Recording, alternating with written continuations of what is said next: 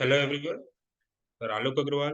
और आज के इस वीडियो में हम देखेंगे एक और फ्लूइड की property, that is viscosity. This is very important property of fluid. Last video में हमने देखा था फ्लूइड की चार properties, that is mass density, weight density, specific volume and specific gravity. This is our fifth property, viscosity, which is very important property of the fluid. So let us start with viscosity. So before discussing viscosity, हमको कुछ concept clear होने चाहिए। उसमें से बहुत ही एक important concept है जिसके बिना हम विस्कोसिटी को नहीं समझ सकते, that is no slip boundary condition. अब ये नो स्लिप बाउंड्री कंडीशन क्या होता है? अगर एक स्ट्रीम में जो भी लिक्विड है वो फ्लो कर रहा है, if there is a free stream, इसमें कोई भी लिक्विड या कोई भी एक लिक्विड फ्लो कर रहा है, तो क्या होगा अगर हम उसमें एक फ्लैट प्लेट रख देंगे? तो ठीक, तो जैसे ही हमने एक फ्लैट प्लेट रखा जिसकी वेलोसिटी जीरो है और एक साइड से लिक्विड फ्लो हो रहा है, तो उसमें क्या चेंजेस आएंगे वो हम देख रहे हैं। और उसके बेसिस में हम देखेंगे नो स्लिप बाउंड्री कंडीशन। तो यहाँ पे देखिए, ये एक स्टेशनरी प्लेट है। फॉर एग्जांपल, यहाँ से कोई फ्लूइड आ रहा था, इस जगह से कोई फ्लूइड आ रहा है, इस डायरेक्शन से कोई फ्लूइड आ रहा है। ठीक, this is the direction of flow of fluid, जिसकी velocity for example capital U है, जिसकी वेलोसिटी कैपिटल यू है।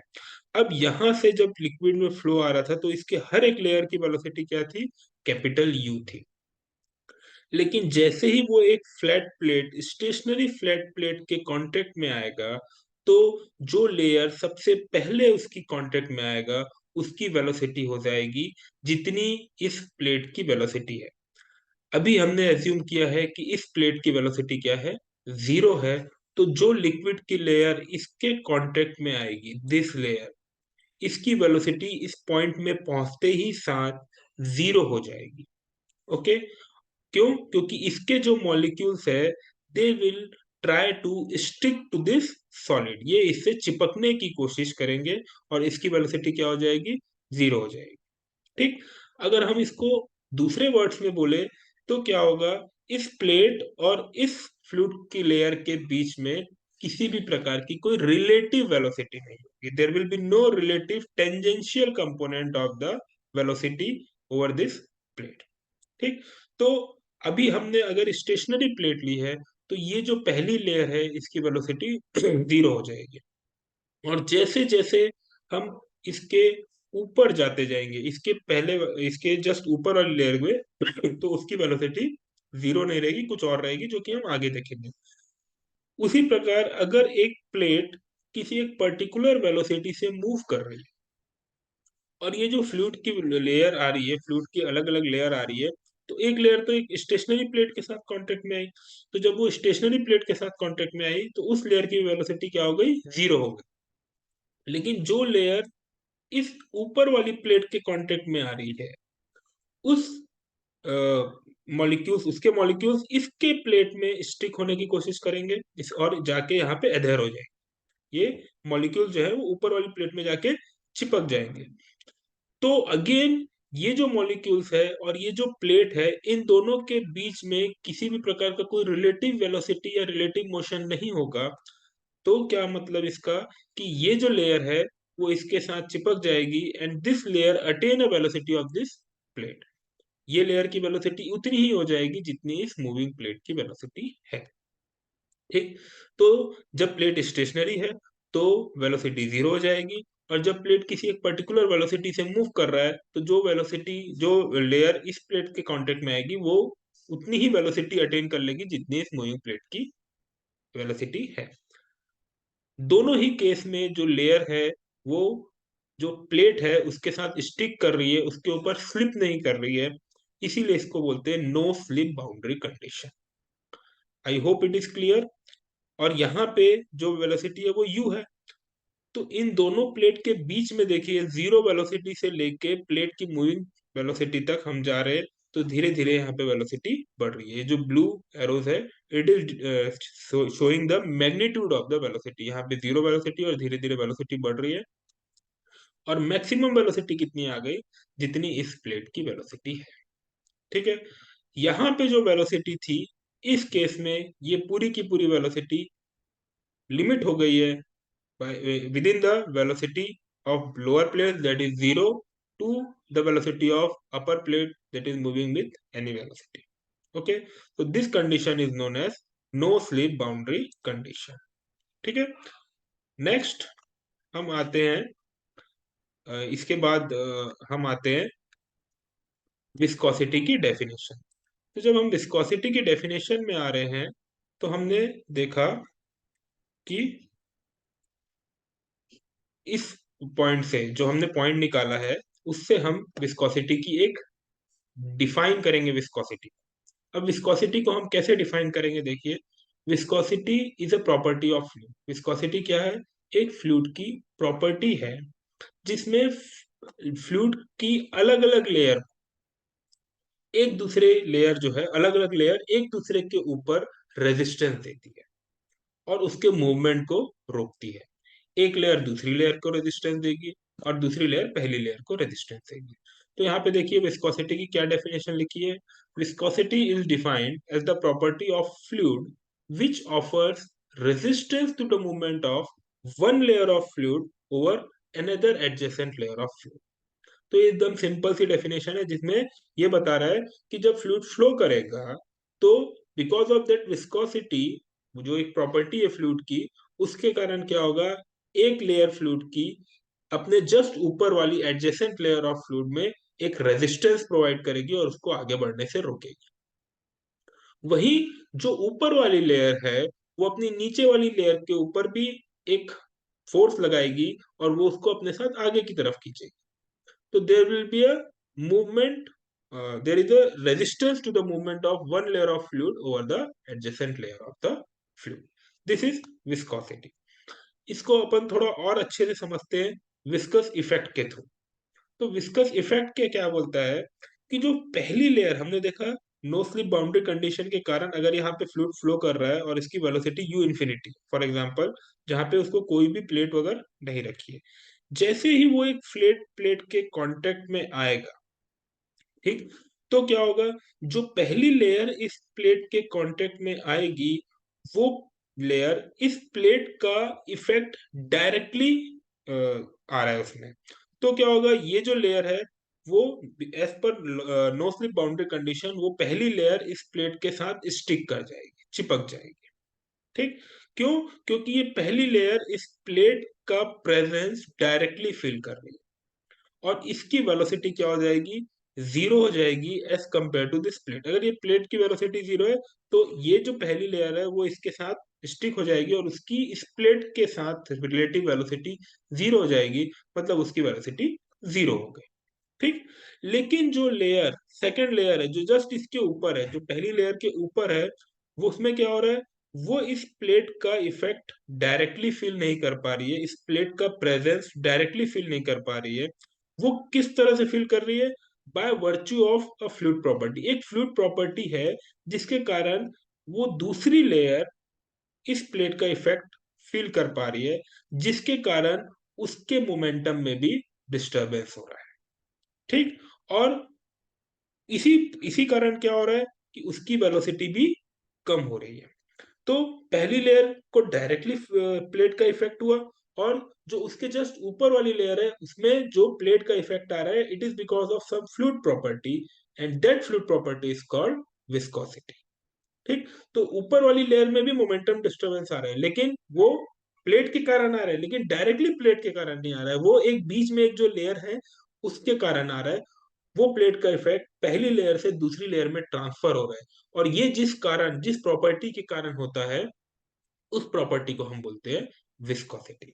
देखिए यहाँ पे फिगर में जो पहली लेयर है, ये जो एरो है, ये वेलोसिटी के मैग्नीट्यूड को दिखा रहा है।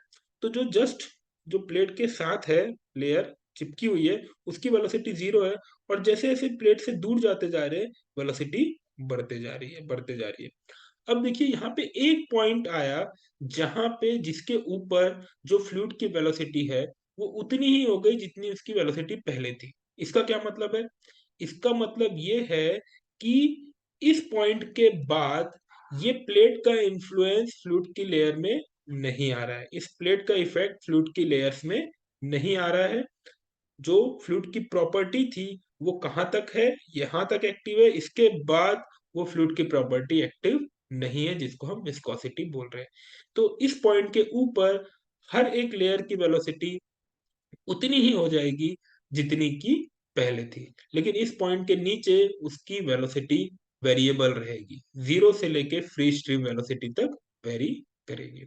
और ये जो दो लेयर है, ये ऊपर वाली लेयर नीचे वाली लेयर को अपने साथ आगे की तरफ खींचेगी, और नीचे वाली लेयर ऊपर वाली लेयर को पीछे की तरफ खींचेगी, क्योंकि इसकी वेलोसिटी कम है और ये इसकी वेलोसिटी कम करने की कोशिश कर रही है। इसकी वेलोसिटी कम क्यों है? क्योंकि प्लेट के कारण।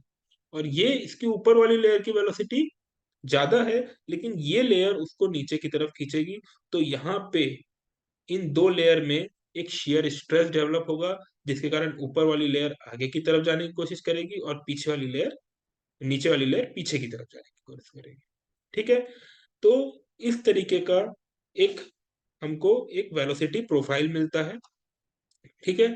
अब देखिए, जब हम स्टार्टिंग की बात कर रहे हैं, तो यहाँ पे जो पहली लेयर है वो इसके साथ कांटेक्ट में आई और उसकी वेलोसिटी जीरो हो गई। लेकिन इसके जस्ट ऊपर वाली लेयर है, उस पे अभी इमीडिएटली इस प्लेट का इफेक्ट नहीं आया है, इसलिए उसकी वेलोसिटी अभी भी फ्री स्ट्रीम वेलोसिटी है, जो कि यू इन्फिनिटी है। लेकिन जैसे जैसे हम आगे बढ़ते जा रहे हैं,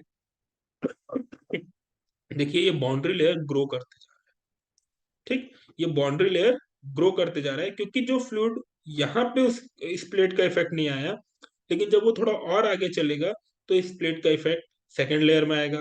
फिर थोड़ा और आगे चलेंगे तो इस प्लेट का इफेक्ट थर्ड लेयर में आएगा। ऐसे करके लेयर बढ़ते जाएगी और वेलोसिटी बाउंड्री बाउंड्री लेयर हमारी ग्रो करते जाएगी, वेलोसिटी डिक्रीज होगी यू इन्फिनिटी से। ठीक, इसको अपन नेक्स्ट स्लाइड में और अच्छे से समझते हैं।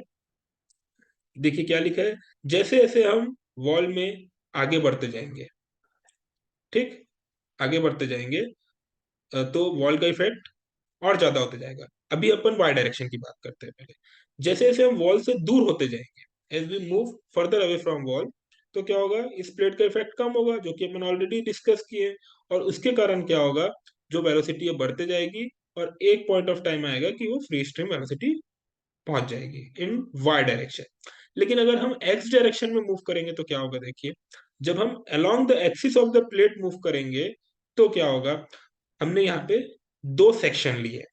अब देखिए, जो पहला सेक्शन है उसमें जो फ्री स्ट्रीम वेलोसिटी है वो बहुत जल्दी आ गई, लेकिन जो बाद वाला सेक्शन है उसमें जो फ्री स्ट्रीम वेलोसिटी है वो प्लेट से ज्यादा डिस्टेंस में है। ऐसा क्यों? क्योंकि जब फ्लूइड आ रहा है यहाँ पे, तो यहाँ पे जो फ्लूइड की वेलोसिटी कम हुई है वो प्लेट के इतनी डिस्टेंस के कारण कम हुई। लेकिन जैसे ही हम इसके बाद और आगे जाएंगे, तो ये जो वेलोसिटी कम हो चुकी है it will be further reduced, ये वेलोसिटी और कम होने की कोशिश करेगी। ये प्लेट का इन्फ्लुएंस और ज्यादा स्ट्रांगली फेल्ट होगा, और कंटिन्यूअसली वेलोसिटी कम होगी। जैसे जैसे वेलोसिटी कम होगी, तो उस वेलोसिटी को अपनी फ्री स्ट्रीम वेलोसिटी में आने के लिए वाई डायरेक्शन में ज्यादा डिस्टेंस लगेगा। इसीलिए ये जो फ्री स्ट्रीम वेलोसिटी है ये प्लेट से ज्यादा डिस्टेंस में अपने फ्री स्ट्रीम वेलोसिटी में आएगा जो फ्लूइड फ्लो कर रहा है। और जब हमने अलग अलग सेक्शन में एन नंबर ऑफ सेक्शन बनाए, और हर एक सेक्शन में देखा कि वेलोसिटी प्लेट से कितनी दूरी में अपनी फ्री स्ट्रीम वेलोसिटी में आ रही है, और वो सब पॉइंट को लेके अगर हमने ज्वाइन कर दिया, तो जब हम इसको ज्वाइन करेंगे तो हमको एक इमेजिनरी लाइन मिलती है, जिस इमेजिनरी लाइन को हम बोलते हैं बाउंड्री लेयर। इस हमको बोलते हैं हम बाउंड्री लेयर। और प्लेट से जितना डिस्टेंस रहता है उस इमेजिनरी लाइन का, उसको बोलते हैं बाउंड्री लेयर थिकनेस। ठीक, तो यहाँ पे जो बाउंड्री लेयर थिकनेस है डेल्टा ये है। वहीं अगर हम इस पॉइंट की बात करेंगे तो बाउंड्री लेयर थिकनेस कम हो जाएगी, स्टार्टिंग की बात करेंगे तो बाउंड्री लेयर थिकनेस और कम हो जाएगी। ठीक है। अब देखिए, ये यहाँ पे पूरा का पूरा इस प्लेट के ऊपर फ्लूइड है। तो ये जो फ्लूइड है वो दो पार्ट में डिवाइड हो गया है, एक इमेजिनरी बाउंड्री से। ये बाउंड्री रियल में नहीं बनती, this is a imaginary boundary. इस बाउंड्री के नीचे जो है वो विस्कोसिटी का इफेक्ट है, विस्कोसिटी का इफेक्ट है बोलने से मतलब यहाँ पे जो दो एडजेसेंट लेयर है इनकी वेलोसिटी अलग अलग है। नीचे वाली लेयर की वेलोसिटी कम है और ऊपर वाली लेयर की वेलोसिटी ज्यादा है। लेकिन ये जो बाउंड्री लेयर है इसके ऊपर जितनी भी लिक्विड है वो एक फ्री स्ट्रीम वेलोसिटी से मूव कर रहे हैं, जो कि हम इस एरो की लेंथ से भी देख सकते हैं। यहाँ पे लेंथ कम है, जैसे जैसे ऊपर जा रहे लेंथ बढ़ रही है, और इस लाइन के बाद वो लेंथ यूनिफॉर्म हो गई। सिमिलरली इस जगह में भी। तो इसको, ये जो फ्लूइड है ये दो पार्ट में डिवाइड हो गया है। नीचे वाला जो है that is influenced by a property viscosity, जिसमें प्लेट का, जो फ्लैट प्लेट है इसका इफेक्ट आ रहा है, तो इसको हम बोलते हैं एक्टिव जोन। और ये जो बाउंड्री लेयर, जो इमेजिनरी लेयर बनी है, इसके ऊपर वाला जो पोर्शन है जहां पे इस प्लेट का इफेक्ट नहीं आ रहा है, जहां पे विस्कोसिटी नहीं है, जहां पे दो आपस में लेयर जो है वो सेम वेलोसिटी से मूव कर रहा है, दोनों के बीच में कोई भी रिलेटिव वेलोसिटी नहीं है, इसको हम बोलते हैं पैसिव जोन या इनएक्टिव जोन। ठीक। तो this is the zone where the effect of viscosity is there, and this is the zone, इस लाइन के ऊपर, ये बाउंड्री लेयर के ऊपर, जहां पे विस्कोसिटी का इफेक्ट नहीं। तो दिस इज अबाउट विस्कोसिटी। अब हम देखते हैं कि ये जो विस्कोसिटी है ये टेम्परेचर में कैसे डिपेंड करती है। अभी अगर हम फ्लूइड की बात करें तो हमको पता है फ्लूइड दो टाइप के होते हैं, लिक्विड भी होता है और गैस भी होता है। तो दोनों ही टाइप के फ्लूइड में जो टेम्परेचर का इफेक्ट है वो विस्कोसिटी में अलग अलग है। सबसे पहले अपन लिक्विड की बात करते हैं। तो लिक्विड में विस्कोसिटी क्यों होती है? अच्छा, सबसे पहले ये देखते हैं अपन कि विस्कोसिटी क्या समझ में है। विस्कोसिटी क्या कर रहा है? विस्कोसिटी मतलब it is a resistance to flow, flow होने में बाधा डाल रहा है, तो ये एक प्रकार का रेजिस्टेंस है। जो विस्कोसिटी है it is a type of resistance, जो कि लिक्विड पहले फ्री स्ट्रीम वेलोसिटी से फ्लो कर रहा था, लेकिन जैसे ही मैंने एक प्लेट लाया वहां पे, तो क्या हुआ, वो उस लिक्विड को उस पर्टिकुलर वेलोसिटी में मूव करने से रोक रहा है, उसको, उसकी वेलोसिटी कम कर रहा है। ठीक। तो viscosity is a property which is related to resistance to flow, मतलब विस्कोसिटी के कारण फ्लो होने में रेजिस्टेंस प्रोवाइड होता है, फ्लो होने में कमी आती है, उसकी वेलोसिटी में कमी आती है। ठीक।